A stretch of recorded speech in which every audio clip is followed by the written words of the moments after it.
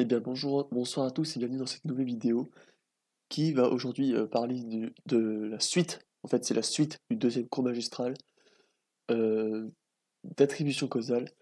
Donc j'ai fait la première partie il y a quelques jours et donc là on commence tout de suite la seconde. Alors juste avant de commencer, j'ai remarqué quelque chose il y a, là en préparant le texte quoi, j'ai remarqué qu'en fait il y avait certaines diapos du prof qu'on n'avait pas parlé en CM. Du coup, ce que je me demande, c'est est-ce qu'il peut nous interroger sur des éléments qu'il y a dans le diapo, mais qu'on n'a pas vu dans le cours magistral. Voilà. Bon, sur ce, je commence. Donc là, on va parler uniquement des biais attributifs.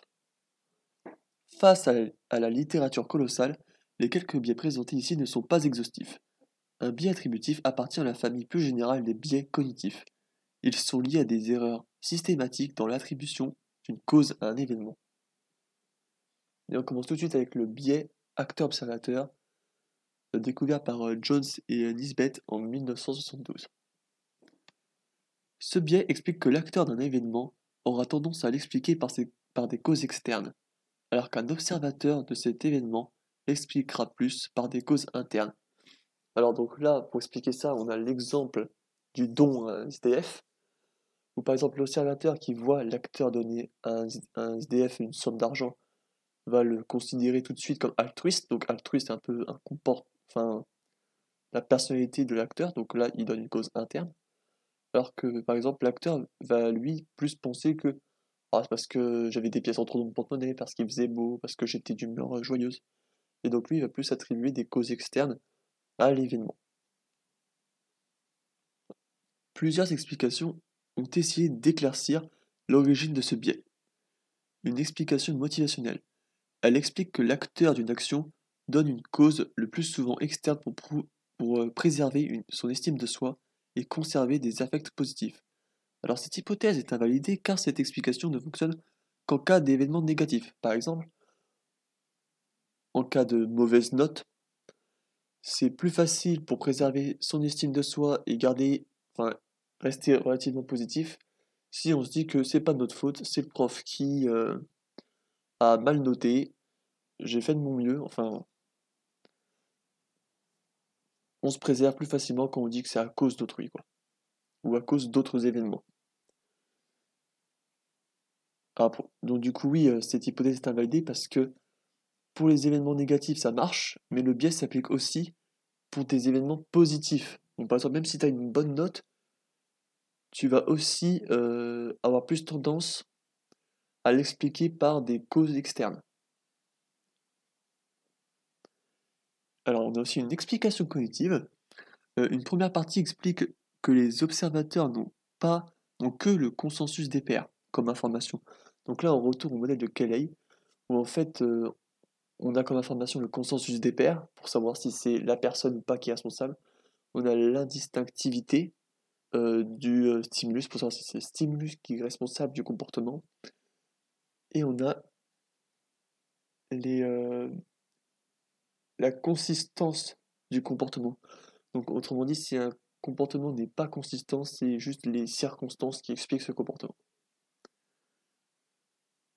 Alors, donc si les observateurs n'ont que le consensus des pairs, ça ne leur permettrait de donner que des causes internes. Donc, c'est-à-dire que ce serait la personne qui serait responsable de son acte. Tout simplement parce qu'on n'aurait pas les informations pour dire que en fait c'est une cause externe.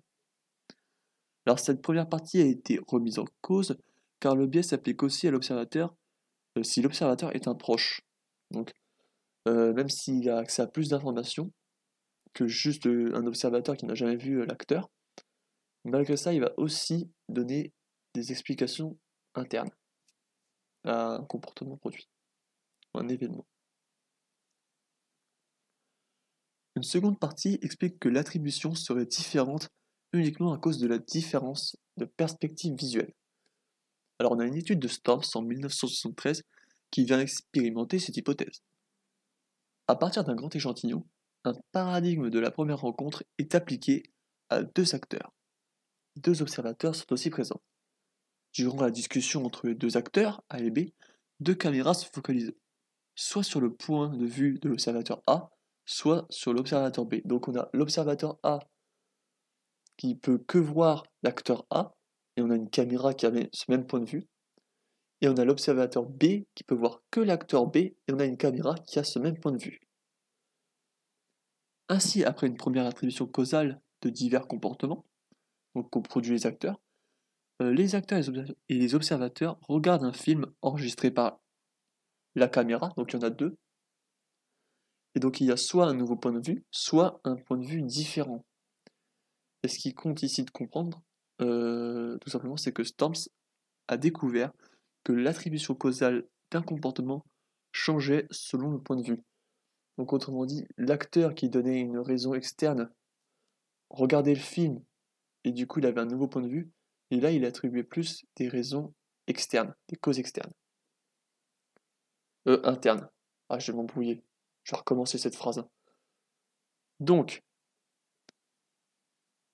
s'il y a un changement de point de vue, ça provoque un changement d'attribution causale au comportement.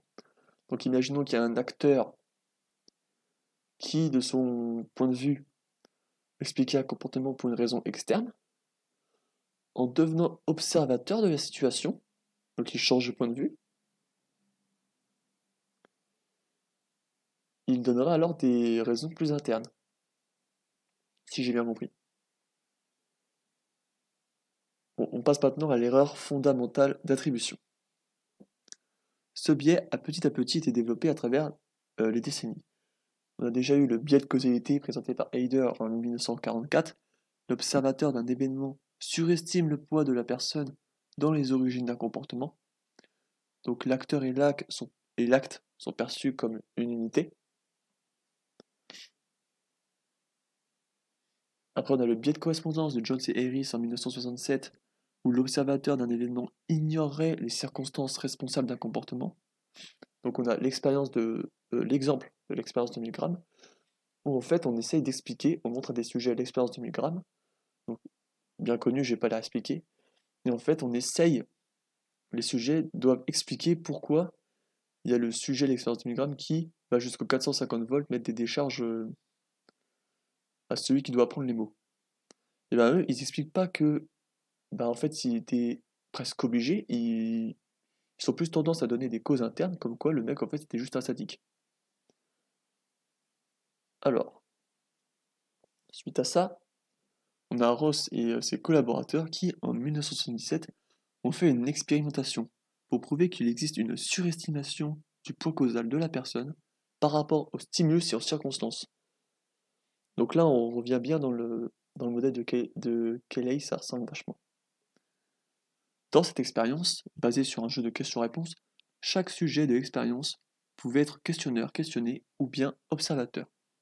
Selon la condition de passation, les questions étaient soit données par l'expérimentateur, soit créées par le questionneur. Donc ça veut dire que le questionneur connaissait forcément les réponses, dans tous les cas. Donc après 10 questions posées, tous les sujets de l'expérience devaient porter une évaluation sur le questionneur et le questionné. Donc ça veut dire que les observateurs jugeaient le questionneur et le questionné, le questionneur se jugeait lui et il jugeait aussi le questionné, et le questionné jugeait le questionneur et lui-même.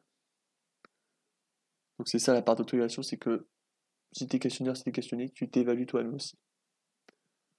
Ross et ses collaborateurs ont ainsi découvert que le questionné était moins bien jugé que le questionneur. Donc ce jugement, c'est en termes de culture générale.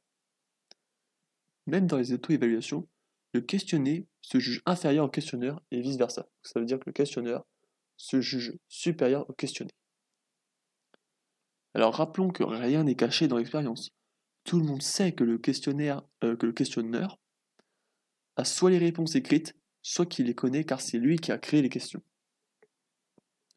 Donc ainsi, plusieurs types d'explications ont essayé de rendre compte sur cette erreur fondamentale d'attribution.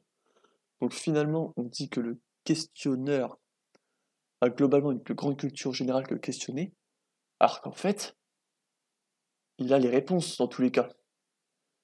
Et malgré qu'on sait ça, on lui attribue une meilleure culture générale. Donc là, cause interne. Donc pour expliquer cette erreur fondamentale d'attribution, plusieurs types d'explications. Une explication motivationnelle qui va expliquer que pour un plus grand sentiment de contrôle, nous avons tendance à ignorer l'impact des facteurs externes, donc que ce soit pour nous ou pour les comportements d'autrui.